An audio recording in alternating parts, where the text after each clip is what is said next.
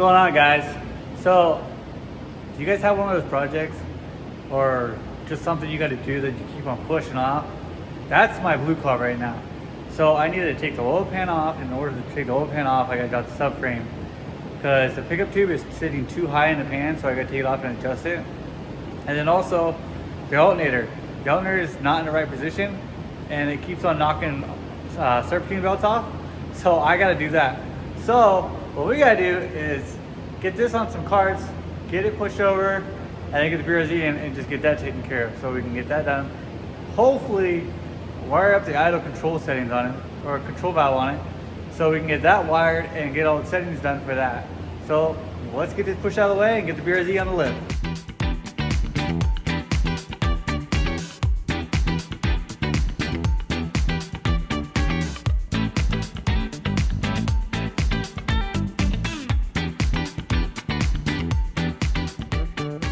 Alright, so we went and got the Civic moved over.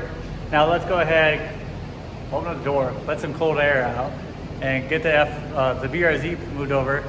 So right now there's no serpentine belt on it, so we just gotta start it, move it over, and then get working on it and get everything fixed.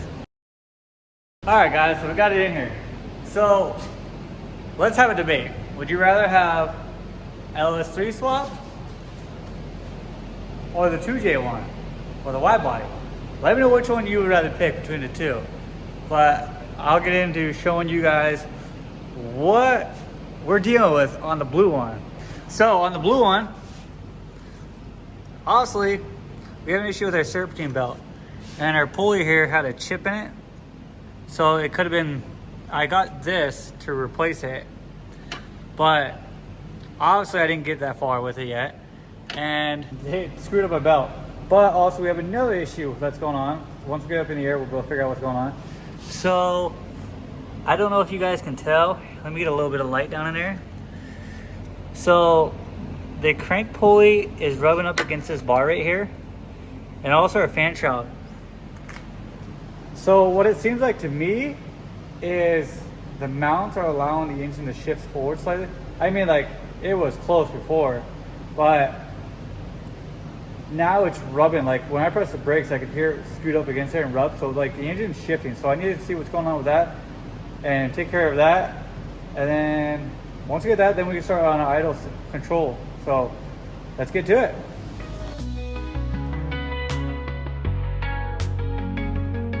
All right guys, so we got the car up on the lift and we're gonna look at this. So as you can tell, it's just barely rubbing right there. This crank pulley used to be like just right up against this plastic piece right here. So what I think will happen is that these bushings right here are shot. Now these are just some used mounts I got, and I knew the bushings were kind of like on the side, but you guys know how it goes when you're putting something together. You just want to get it together. So that's what I did. But then one of the things that it's not that big a deal, because I literally have to pull this subframe down and I have to pull the mounts out of the way. So I'm literally gonna be right there. So it's not gonna take any extra effort of taking the mounts out. Just I gotta go source some bushings for it. That's the only thing that's an inconvenient on this situation. But other than that, we have our alternator. So I've known that the alternator isn't fully aligned properly. Known that from the get-go. Tossed the belt, put another belt on it. I shimmed it out a little farther. Still not fully aligned, and tossed this belt as well. But it also might be the top pulley that was on there that could be causing the issue as well. But I know for sure the alternator is not fully aligned. So like tossing the belt is, I'm expecting it. But anyways, let's go ahead, get the subframe out, get the mounts out, get the roll pan off. Let's get everything addressed so everything's right. So let's get to it.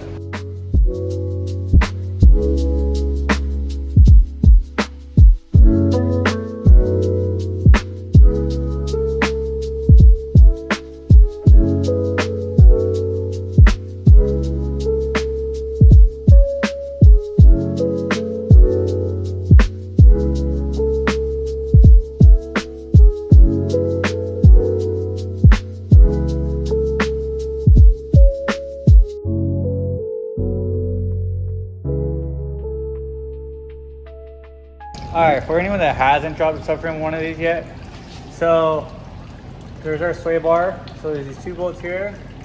There's a bolt here, and then a bolt here. Same thing on the other side. So that will bring down our sway bar bracket. And then for our control arm, we have our 1 bolt that's right here. And then we have another bolt right here.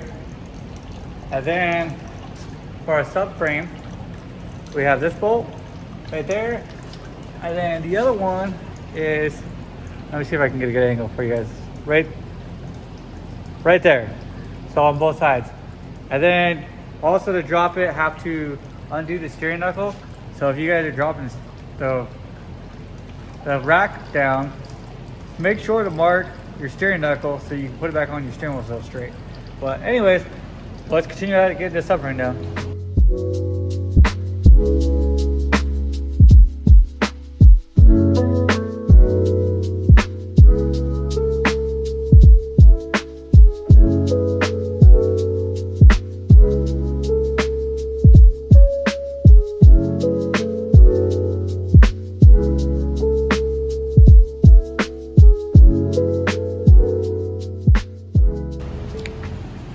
All right guys, so I got the bushings out. As you can tell, pretty well shot. It's probably why our engine's shifting around. So we need to go ahead and get some new bushings for this. And some ones that are better than this. So it looks like these ones are 61233. So we got some new bushings ordered. And oh yeah, look at that. Look at like awkward that's in there too. That's, yeah, these bushings have definitely seen better days. So probably try to get a little better bushing for it. I gotta look up these and see what they are and then see what we can get for it. But in the meantime, let's go ahead and get that oil pan off of there so we can go ahead and fix our pickup tube issue, and we'll get bushings for this thing after that and start putting it back together.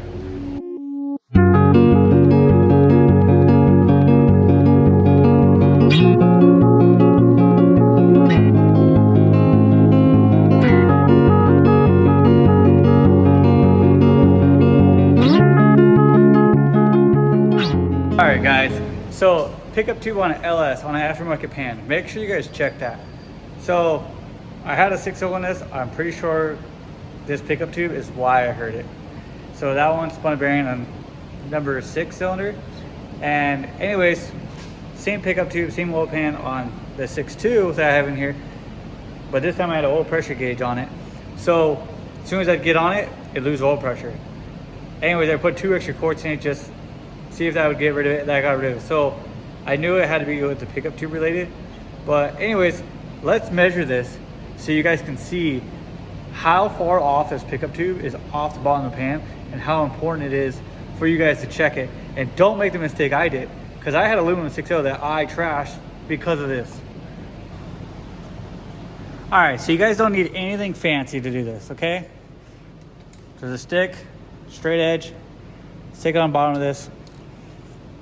Granted, we're gonna have some variation since this is like tilted like that, but we have our gasket on here. So we're at about 4 1/4, and on this side we're about 4 1/2, so 4 3/8 and 4 3/8. So 4 3/8 is from the pan to where the pickup tube is. Now let's measure the pan, and then when we measure our pan, which is the easier part, we have 5 1/4. So that means we have 7/8 of a gap in between our pickup tube and our pan, and the maximum gap we want is 3/8.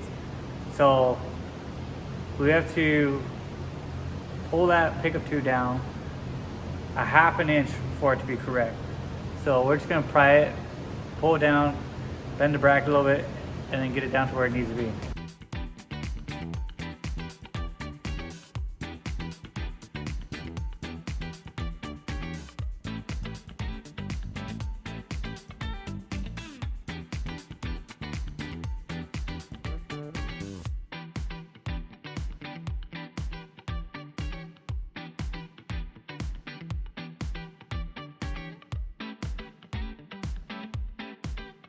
All right, guys, so we got it bent.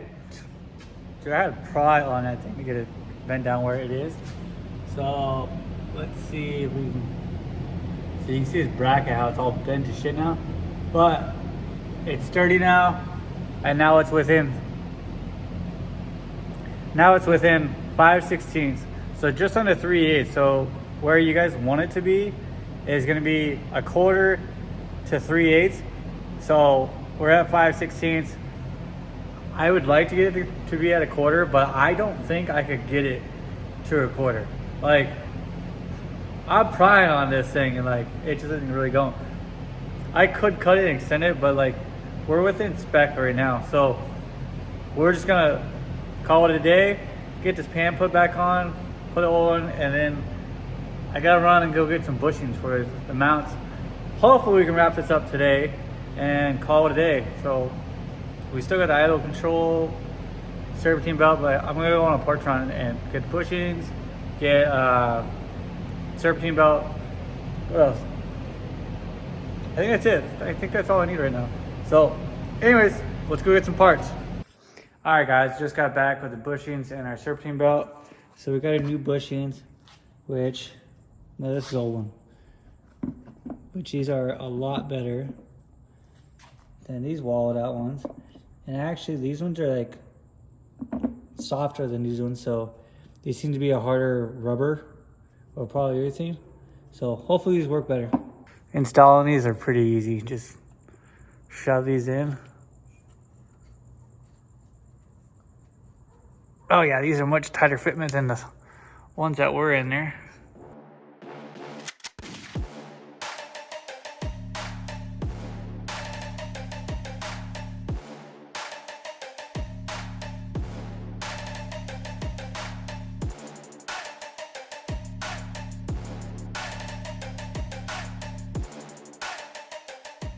All right, so I came to a conclusion. Trying to put the new bushings while the mounts are still up in the car, pain in the ass. So,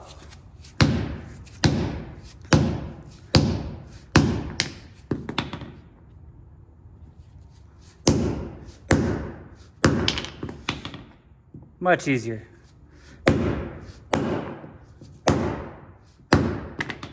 All right, now put that back in there and get everything back together. All right, guys, so we got our mounts in there, and I was about to put the oil pan on, but I noticed something that I need to show you guys. So you guys keep an eye out for this. So there's this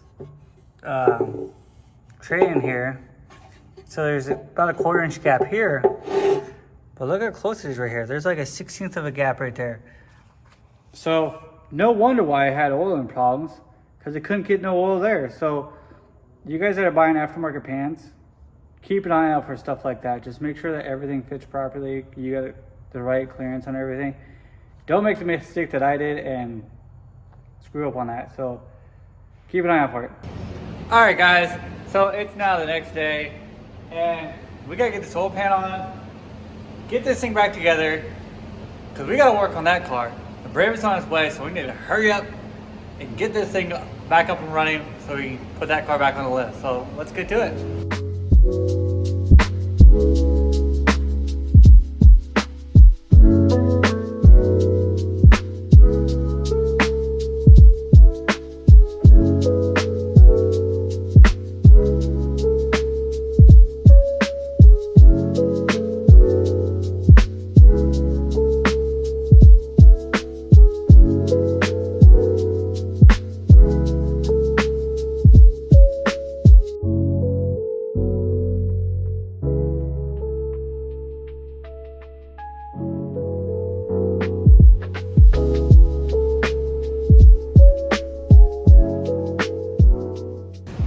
All right, guys, so we went ahead, got everything but motor mounts done.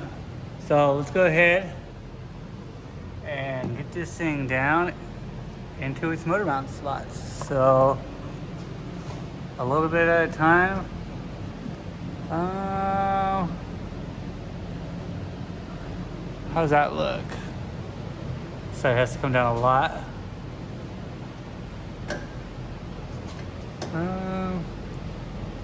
Okay, so we're pretty close. And so let's come down some more. Okay, let's work on that. Okay, so there's 2 bolts right here that I wanted to loosen. Gives us a little bit of wiggle room here, so we can just bolt in here.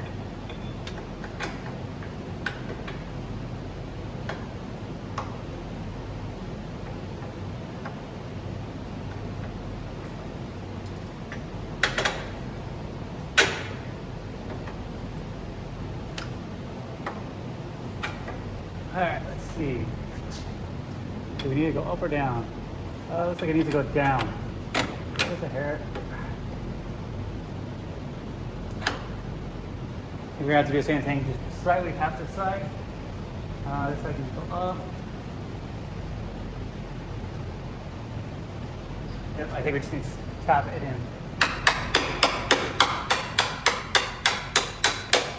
There we go. Now we're in. So now we need to tighten up these plates and then tighten these bolts up and drop everything down. Then we got a serpentine belt. So let's get those bolts tightened up and get the serpentine belt on. And actually, let me show you guys real quick. All right guys, so I got both motor mounts in there. I just gotta tighten up the bolts down here, the bolt up there. And then if you look here, now we got our clearance. It was just barely any clearance in between here. We still have to trim this corner a little bit, but I also need to let this sit down all the way, so we're still on our stands right now. But anyways, let's get on this, get these bolts tightened up and set it down and see our room right here. All right guys, so we got our motor mount all tightened up, stands out of the way, and let's check out our clearance. So look, we have probably like just over a 1/16 of a gap. It's probably like 3/32. So what I'm gonna do is I'm gonna bend this bracket forward a little bit just to help give us a little more clearance. And then we're really close to our plastic right here. So I'm gonna trim this piece of plastic right here. And then how are we on the other side? The other side we're good. So yeah, let's go ahead and trim that plastic, get this bent a little bit, give us a little more clearance. Like I said, make sure you check your pickup tube clearance and your baffle tray clearance. Because obviously, I hurt an engine because of it. And I noticed on this one, so I put a 2 extra quarts in it. This engine's fine, it holds a good oil pressure with 2 extra quarts in it. But if I didn't have an oil pressure gauge on this engine like I did the first one, I'd be in the same situation with another blown up motor. So just make sure you guys are being very careful to check stuff like that on the aftermarket pans. All right guys, so we need to adjust our alternator. So it's too far in and we need to space it out. So let's go ahead and get this take out of the way, make it a little easier.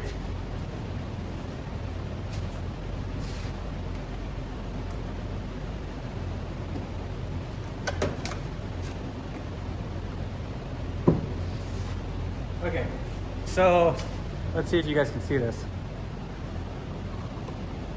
So the last time I adjusted this, I just put some nuts here, but it's still too far in. So I need to go ahead and adjust that, and then we also have this new pulley for this. So let's go ahead and measure this real quick, so we can actually get it right. It's going to the next project. So,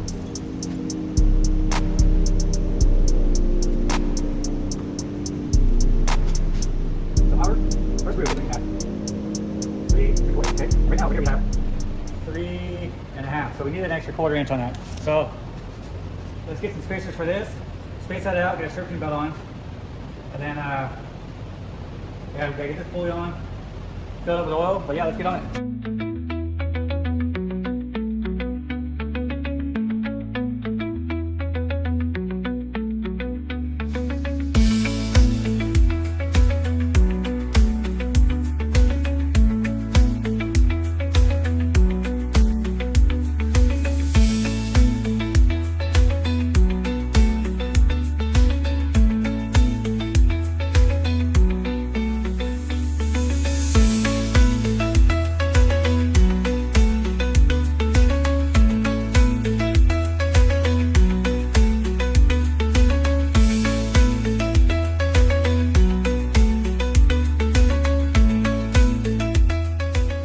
Alright guys, so the BRZ with the LS swap I ran into some issues last night and I just went ahead and knocked them out. I didn't bother recording it. So the issue that I had was the crank pulley bolt. So I spaced out the alternator that you guys seen. Anyways, so after I did that, I started the car and the crank pulley walked. And then, so I checked the bolt on the crank pulley and guess what? The bolt was loose. The crank pulley backed out, which I thought was super weird. So anyways, I tightened that back down in there and pulled all my spacers out of the alternator. That's fine. So now we're all good there. Now we have plenty of space in between our core support because our crank pulley walked out quite a bit. And I'll show you guys how much space we have. And then I'll also show you guys the other issue that I ran into that top the knot, you know? Let me show you guys. So now you can see we have a lot more room down there. Plenty of room. There you go, you guys can see it. So we got plenty of room down there now. But then we got no clutch. So I started looking around. Whenever I jack the engine up, it sits right back here. So it probably caught the valve cover right here. And I jacked it up and broke it like an idiot. So I had to go get a new one. So let's go ahead and get that put in there, get the clutch bled, and hopefully that fixes our problem.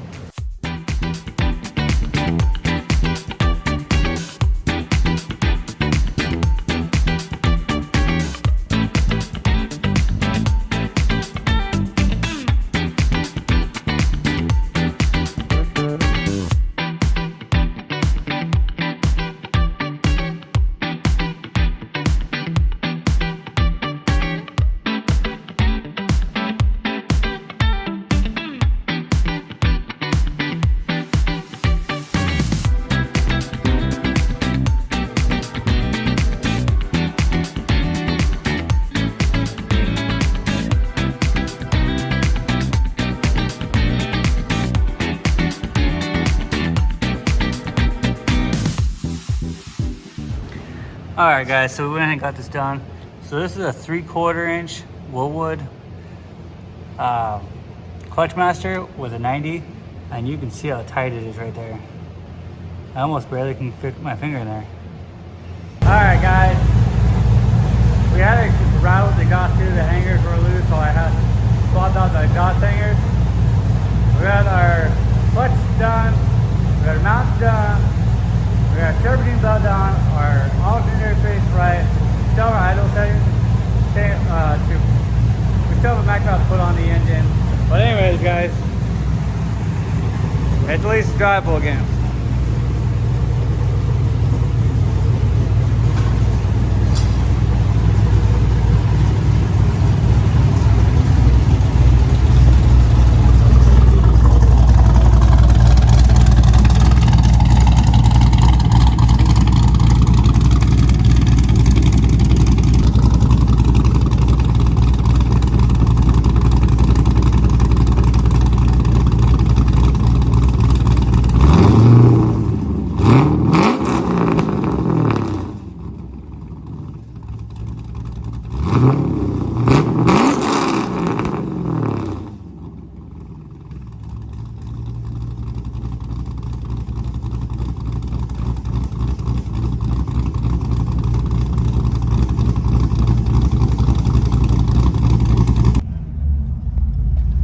Alright guys, let's see how well I can hold this phone and drive this thing.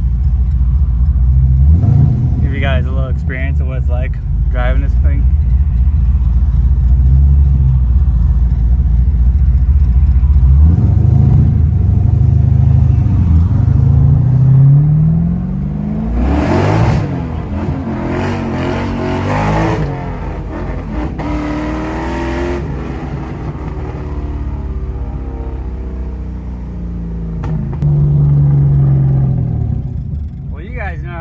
Drive it like you stole it.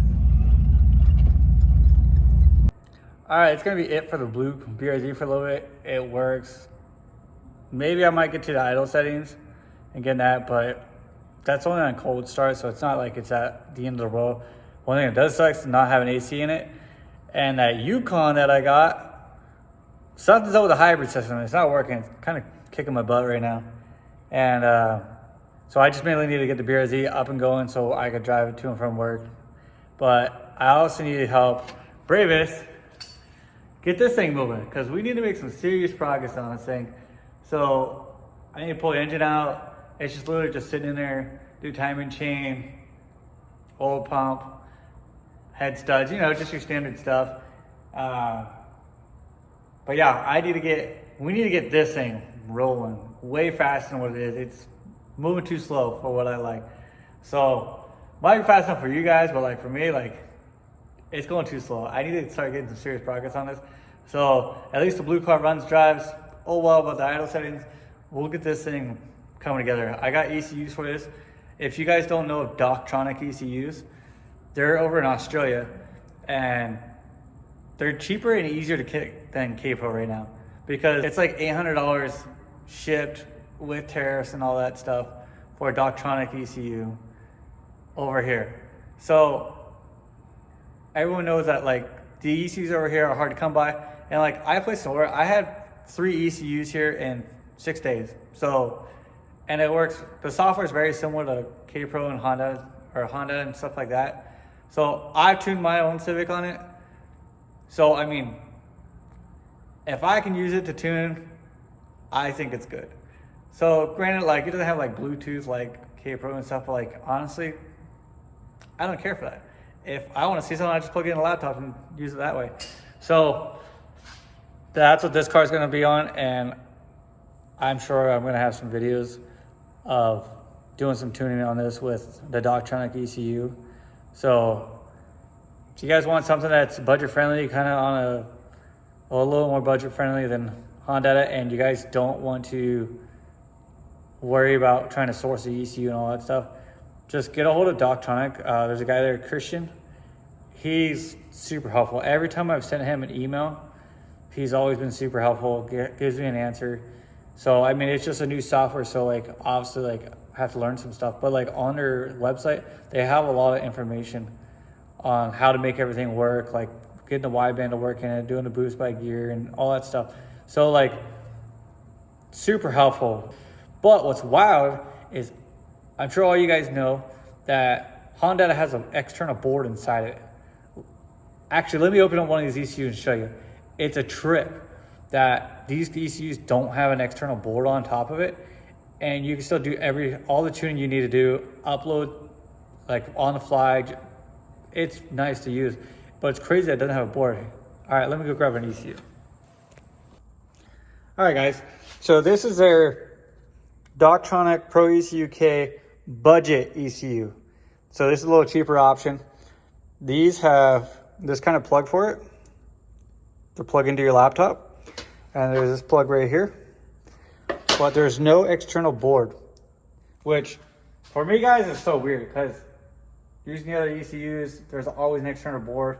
I've even used Honda Vert K Pro, which is also from another country, and they have an external board. But for them to not have an external board, I don't know how they're doing it. But anyways, I think it's slick. All right, guys, that's gonna do it for this video. So we actually got to rip the Yukon apart, because the issue with the hybrid system, I kept trying, I cannot figure out what the problem is. Trying multiple different things, getting a hold of other people, trying to figure out the issue, and I cannot figure it out. So what we're just gonna part the thing out and save the 6.0 for something else, or maybe sell it. But maybe I did see on Marketplace there's another FRS.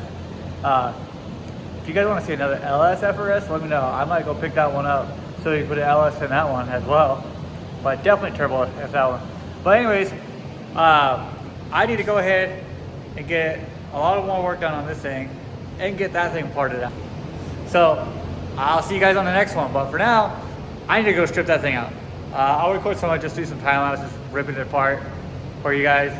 But I know, nothing that exciting, just ripping a car apart. But honestly, that's the funnest part, is just ripping the pieces, not caring to put it back good, which is honestly how this one started. Parting this one out, but then look, we're putting it back together. Who knows? Maybe I might put a 4L80 in that one, or a manual transmission after I get to a certain point. No, I'm just kidding. Not doing that. Too much work. The hybrid system is too integrated into it. And to me, it's just not worth it. I'd rather just go buy another Yukon non-hybrid. Staying away from hybrid ones this time, unless it's specifically to part it out and just keep the engine. It's the only time I'm gonna buy one again, which sucks because I mean, it was nice, but just the issue with the hybrid system and I can't figure it out. So, see you guys in the next one. Later.